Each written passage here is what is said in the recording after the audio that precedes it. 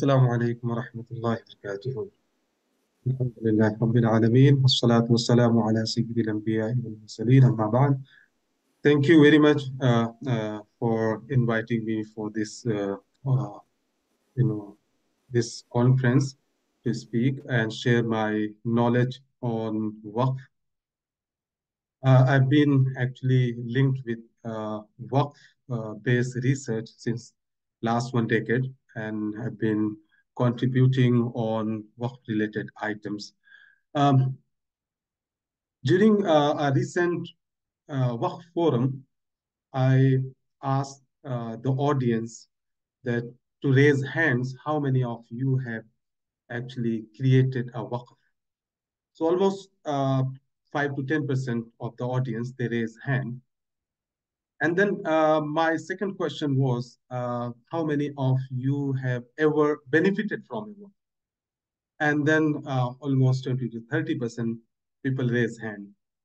And then I pointed out that maybe 99% of you have benefited from a Waqf in a one way or another, but you didn't or you never realized.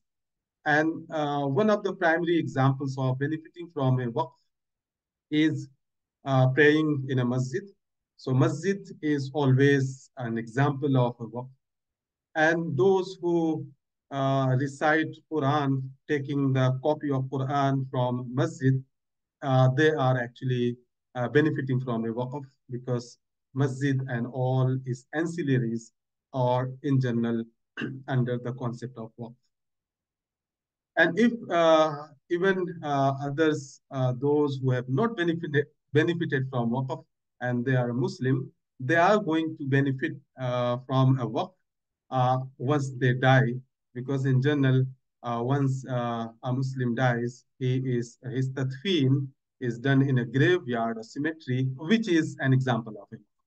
So that is why it is very critical to realize that no Muslim society can survive or operate successfully without the presence of Waqf.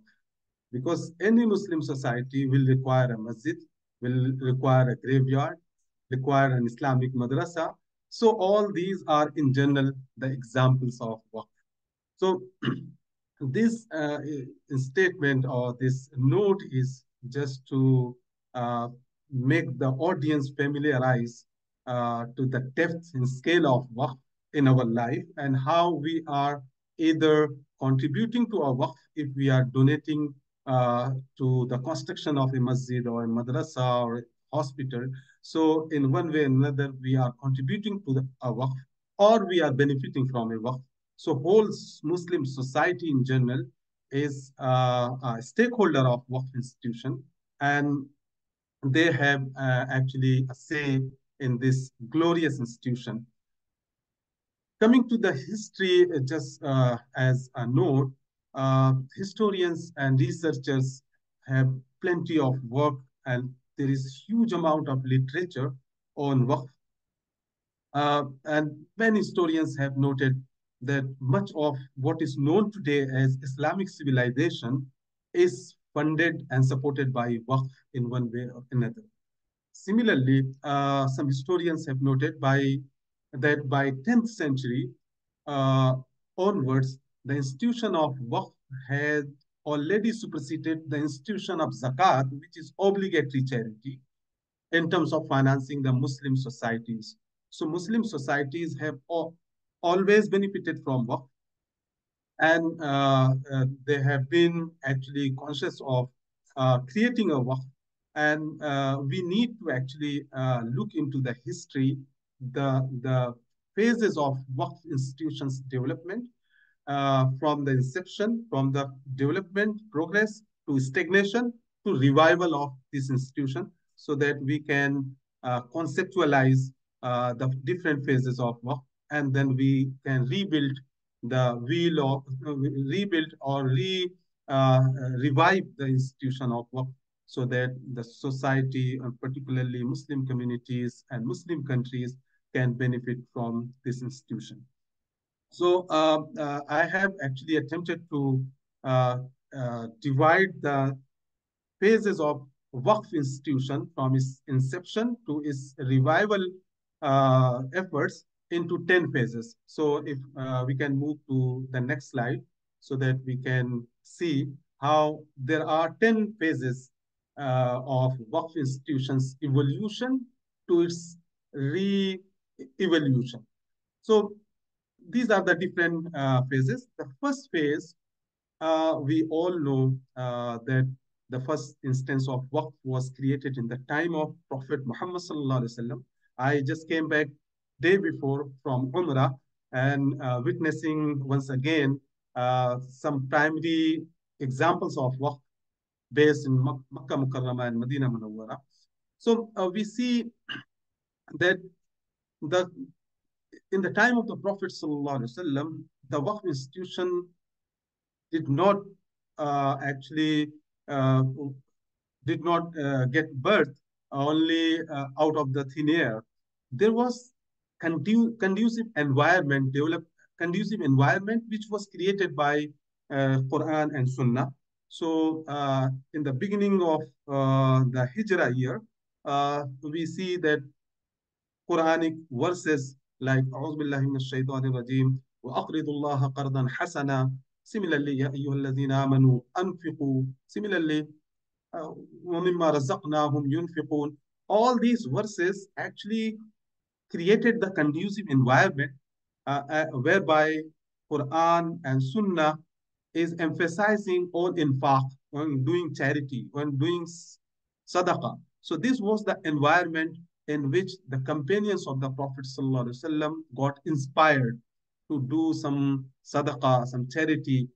But for the Waqf as a distinctive form of charity, the conceptual premises came with this prophetic hadith in which Prophet ﷺ mentioned that إذا مات ابن آدم انقطع عمله إلا من ثلاث صدقة جارية أو علم ينتفع به أو ولد صالح يدعو له.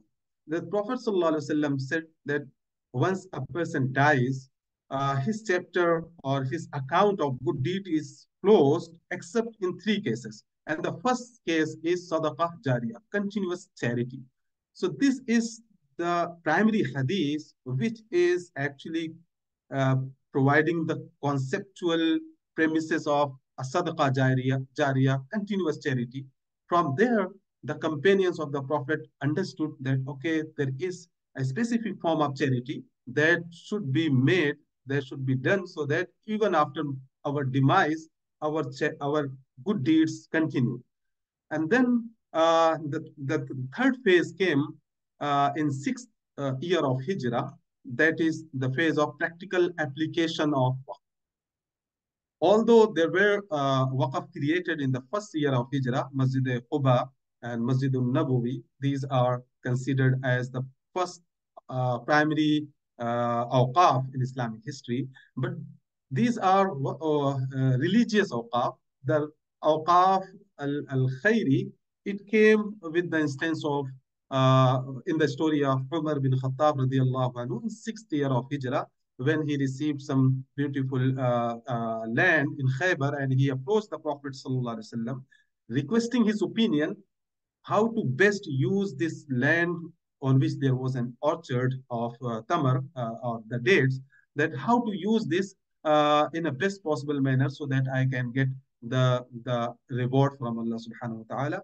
And then Prophet sallallahu alaihi wasallam instructed, in shi'ta habbasta aslaha wa thammir manfa'ataha. If you want, just suspend the ownership and spread or disburse the benefits of this, or this the fruits of this.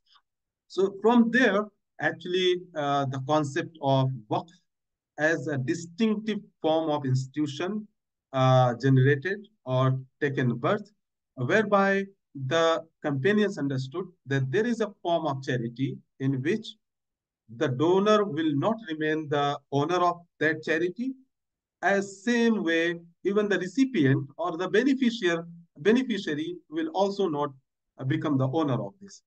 And then the time came with the promotion of this concept, promotion and generalization, that Jabir radiallahu anhu, one of the companions of the Prophet, he said that I don't know any of the companions of the Prophet, any of the Sahabi, who could have afforded to make a waqf when he did not. It means every Sahabi who could have afforded to make a waqf, he made a waqf. So that was the environment, and the instances of different or examples of or the stories of different companions making a waqf is well recorded, captured in two books, Kitab Ahkam al-Awqaf by Imam al-Hilal and Imam al-Khassar. These are the two encyclopedic books on which we find the rules of Awqaf as well as the stories of different companions of the Prophet. Then the fifth phase came when growth and proliferation. So as Islam spread, the companions went to different countries. Everywhere, new Awqaf were created because of its distinctive nature. Everyone wanted to participate in a continuous form of charity so that even after their death, they get the reward. And after spread of work, all the many hospitals, many educational institutions, many infrastructure, many mata'im, restaurants, hotels, everything for poor were actually supported or funded or financed by Waqf. So there was huge growth and, proliferation of awqaf across the Muslim countries and Muslim communities. And then of course, there came some examples where misapplication started. Some people, there are some stories whereby some people resorted to the instrument of waqf or mechanism of waqf in order to avoid inheritance law of Islam. For example, in inheritance, you need to, your warasa will be given to your daughters, your sons, but some people, they started doing, misusing this institution, and they created, for example, a family waqf, and they nominated the male members of the family to get the benefits of this waqf and depriving of the female member. And there were many awqaf which were created to make some specific agenda. And then after this phase, then we see that there was stagnation, encroachment, political interference. Many rulers, they started getting afraid of the clout and influence of Awqaf and creator of Awqaf. So stagnation stage started, and there were so many Awqaf in most of the Muslim countries, and these were generating the benefit. And many political institutions actually got scared of this, and the stagnation started. Now, since last few decades, we noticed that re-awareness process have started starting from the academia, where the literature started being created on Waqf, its glory, its past, its role and significance, how the Waqf had played a glorious role in the development of Islamic history, Islamic civilization, Islamic communities, and Islamic societies. And then the ninth is revolution process. Again, it is evolving in different countries by introducing new laws, by bringing, by organizing the similar conferences. So the re-evolution process, and people are now have started contributing once again in Waqf institutions. And now the aspiration is that one day the institution of Waqf will regain its past glory, its historical glory, and again it will cover under its gracious wings all the communities, providing means of sustenance and providing them with whatever is required. So if we can, these are the 10 phases. If we can just move on the next slide. So these are the phases. Now, we just need to understand why the initial awqaf played their glorious role and why there was an stagnation, and how we can repeat the glorious role of awqaf. So if we look into the history of awqaf, we will find that in the beginning, at the time of the Prophet Muhammad sallallahu alaihi wasallam, the awqaf were created not in a desultory manner, not aimless manner.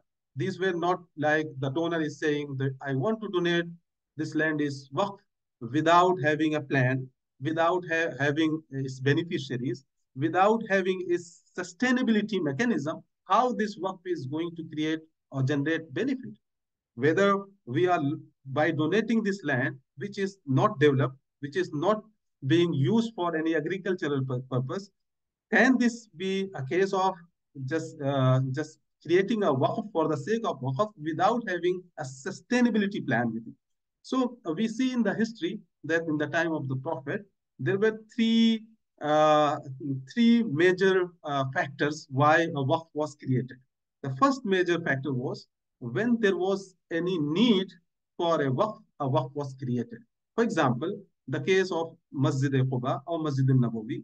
Prophet ﷺ was migrating from Mecca to Medina. He stayed at Quba. There was a need to establish a mosque was established. Then he came to Medina Munawwara. There was a need to establish a masjid. He created a masjid, he established a masjid. So need orientation was there. There was a need for something, and that need was fulfilled by creating a waqf. Same is the case for Well of Ruma, the famous waqf of Osman bin Affan radiallahu anhu, when the Muslim community migrated from Makkah to Medina, and there was insufficiency of drinking water, and there was a well which was known as Ruma. And then that well was owned by a Jew who used to sell the water.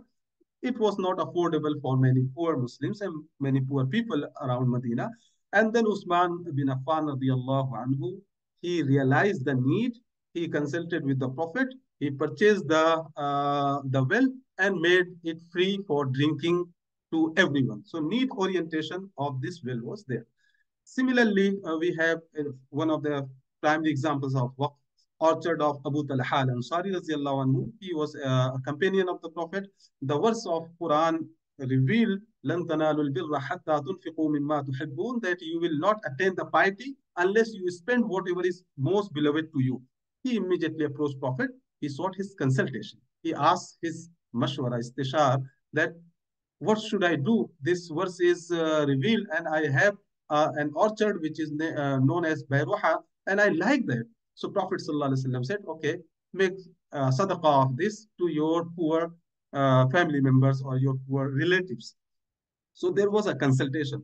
Umar radiallahu anhu as well in Khaybar, he came to Prophet asking his consultation, seeking his consultation. He made his waqf, and the beneficiary of this waqf were poor, pauper, widows, wayfarer, all these.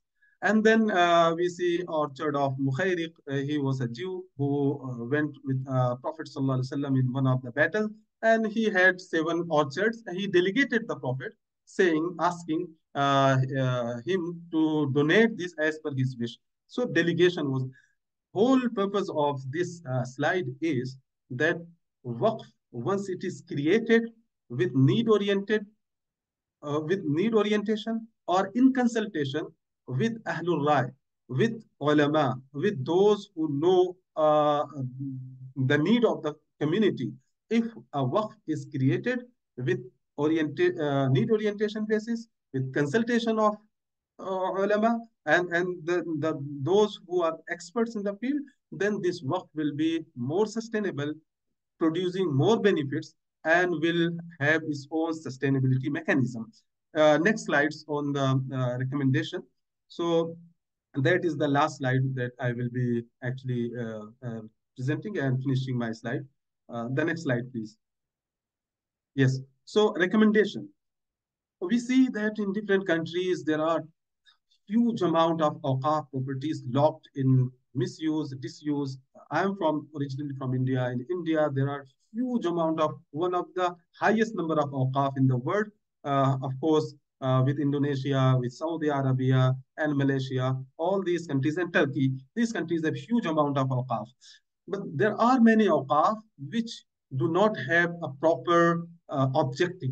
Many awqaf were created by the donors out of inspiration to get the continuous reward without having defined its purpose, its objectives. Or there are awqaf which are having the objectives, but these objectives are obsolete in these days. So we need to have a consultation mechanism, some form of forum, whereby a consultation mechanism can be provided to those who want to reorient their awqaf, and particularly to the policymakers, that some awqaf, for example, in the West, under the trust, charitable trust mechanism, there is a concept of surplus, which means that if the objective of one trust is obsolete, the next possible and very similar objective can be taken as the objective of that trust. Same can be done with the awqaf.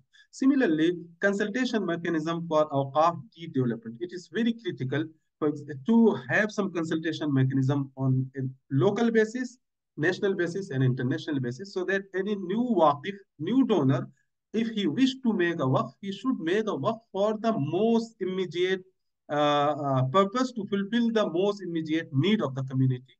And there should not be actually the desultory or unsystematic or aimless awqaf. For example, I see many places. I went to South America in one area while visiting. I saw number of masajid. There were number of masajid, but only less than 10 or 20% of masajid were filled with, even in Juma prayer. So I asked, how many schools have you built on Waqf? And they said there is no higher education school for the Muslim community particularly. So we need to understand what is the most immediate need of the community, rather than just creating Waqf aimlessly. For example, this is something critical and maybe controversial as well. I recently, in World Bank conference, I raised this, that in some masajid, if, for example, someone's parents die, they do make a waqf of, copy of Quran and keep in the masjid. But in some masajid, we see that there are already hundreds of Quran copies and not enough people to reside there. So is it the right way to do a waqf, to make more copies of Quran as waqf in that masjid? Or we can use that fund to, let's say, to fund education of one poor student. And then we consider that, okay, we will purchase the books for that, and we will get the benefit from this. So this is also one of the critical items. Number three, revival and reconstruction of awqaf through adding up. So creating a new waqf is critical. Wherever there is a requirement, there should be a waqf created. And this is how the Islamic societies have functioned. But there are some awqaf properties which require funding to redevelop, to be revamped, so that they can generate the benefit. And there is no funding. So for example, I am intending to make a waqf. So should I make a new waqf, or can I use my money, if it is cash waqf, for example, to develop some existing waqf, which after getting funded and after getting developed may start generating more benefit, more resources than my individual waqf will create. So in this way, we may revive the waqf which is almost dead because of the lack of the funding. And we have the examples of these in the primary, in early Islamic waqf books. For example, in Ahkam al-Awqaf as well, kitab by Imam al-Khassab, there are examples whereby some of the tabi'een, they ask tabi tabi'een that, okay, rather than creating a waqf, just revive that waqf that is almost dead due to lack of resources. Same is the case, significance of raising awareness among masses. So although what discussions are there in the academia, in the stakeholders, critical stakeholders are discussing this, but the masses are still unaware. And we know that many people, particularly Muslim communities, they don't know what a waqf is, how it has played a critical role in the Islamic society in history, and how we can actually even create a waqf, or support a waqf, or at least safeguard a waqf. Because in each area, if there is a waqf and stakeholders and public and the masses are unaware of its significance in Islam, they will not take care of this. So everyone is a custodian, potential custodian of a waqf. If there is a waqf in the local area, we need to safeguard that. Similarly, the final point, which is critical, active participation of local ulama in revival efforts.